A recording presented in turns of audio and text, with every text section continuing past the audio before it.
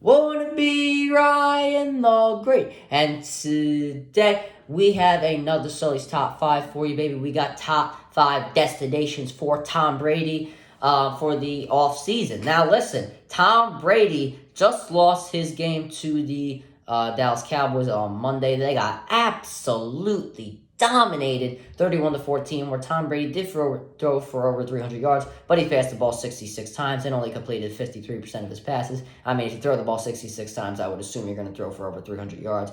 But now Tom Brady, who just had his first losing season as a starting quarterback, might be looking to go elsewhere because it doesn't seem, like the Bucs are working out.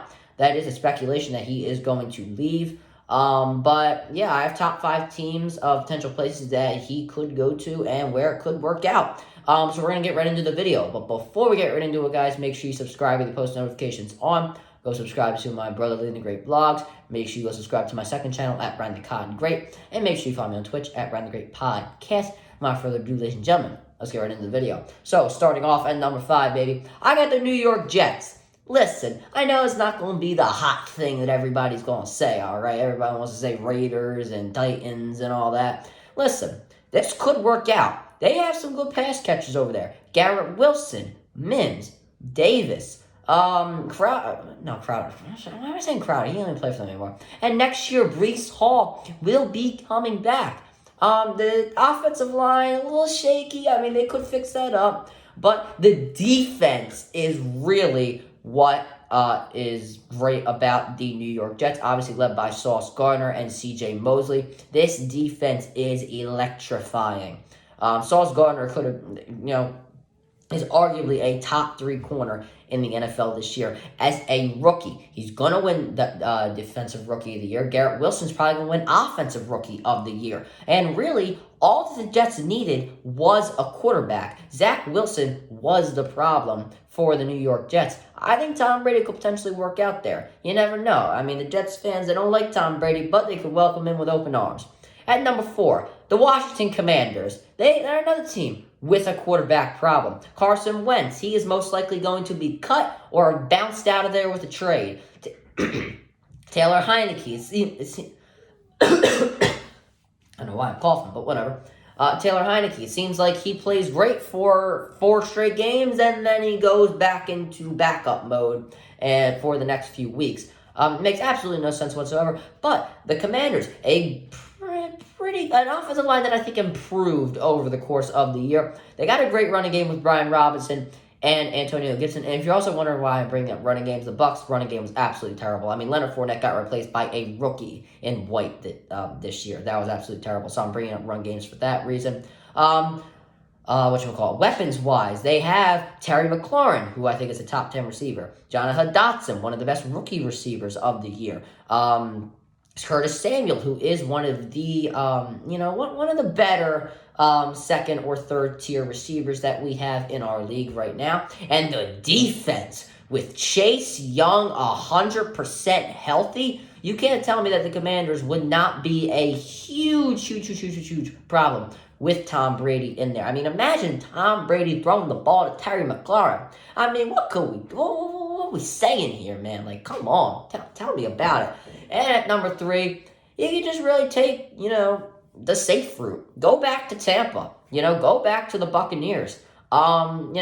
This team did win a Super Bowl 2 years ago. I think we all are forgetting that, with pretty much the same roster. They still have Mike Evans. They still got Chris Godwin. I think if they find a better third-tier receiver than Julio Jones, it could work out. But I feel like they should be elevating Scotty Miller. I love Scotty Miller. He's one of my favorite underrated players in the NFL. He actually probably is. I think Scotty Miller is so underrated. Russell Gage, who once again we hope he is okay. As of Tuesday, January 17th, we do not have any information, but I really do hope that he is okay. If they just can make sure that their offensive line is not hurt for the whole season, then they will be fine.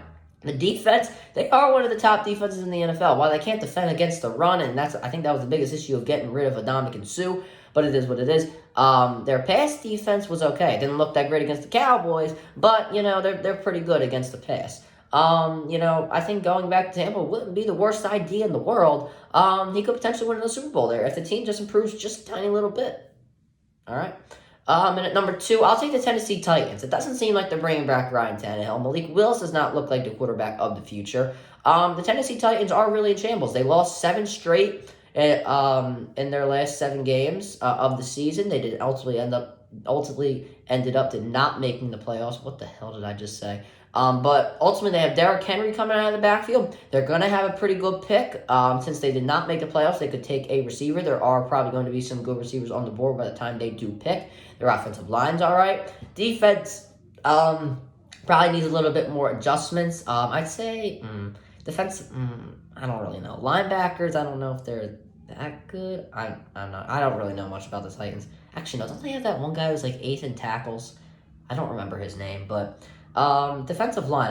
Other than Jeffrey Simmons, who really is on the Titans' defensive line? Maybe up there. I'm not too sure. But the Titans. With Derrick Henry coming out of the backfield, Robert Woods, I still think he has some gas left. Traylon Burks is, he's a good rookie that had some here and here good games. Was injured though some part of the season. Austin Hooper, he's a very capable tight end that I think Tom Brady would be good throwing the ball to. Maybe like that receiver, like that. That all-star receiver could work, and that's the problem with trading A.J. Brown. So wonder why they fired the general manager. But I'll take the Titans at number 2. At number 1, the fans aren't going to like this, but I have to say the Raiders. No Raiders fan watching this video is going to like that idea. But you guys got to listen to me. It's Tom Brady, number 1. Number 2, their offensive line needs improvements, 110%. They just need improvements at ASAP, now. Their running game, Josh Jacobs, he won the rushing title, didn't he? Once they'll bring him back, I would assume. And then receiving, Devontae Adams, Hunter Renfrow, Darren Waller. You can't tell me that they don't have pass weapons. Defense, once again, needs improvements. But if they get Tom Brady, you're telling me they can't do that? Same with offensive line. They don't need improvements with receivers and running back. Well, they do need to bring back Josh Jacobs. But Tom Brady has been known in the past few years for giving up a huge portion of his salary to bring in players. You're telling me he wouldn't, give up his salary to sign offensive linemen or to bring Josh Jacobs back? You're telling me he wouldn't do that? I sure think he would. So yeah, I think the Raiders are probably the best destination for Tom Brady right now. I do understand their weaknesses, but there also is a lot to gain from what Tom Brady could get in Las Vegas right now. And they're getting rid of Derek Carr, so that's another bonus. Maybe like a trade. Maybe they could trade Derek Carr to Tampa and then get Tom Brady. I don't know. I think it would work out for both teams. Because the Bucs also can win with the roster they have, so I think it would work out for both teams if they did a sign and trade with Brady signs, and you guys know how it works. But that'll do it for this video, guys. Make sure you subscribe with your post notifications on. Go subscribe to my brother Leading the Great Vlogs. Also, make sure you follow me on Twitch at Ryan the Great Podcast. Oh my god, I forgot to bring up. Subscribe to my second channel at Ryan the Cod Great. And as always, Ryan the Great out. Peace.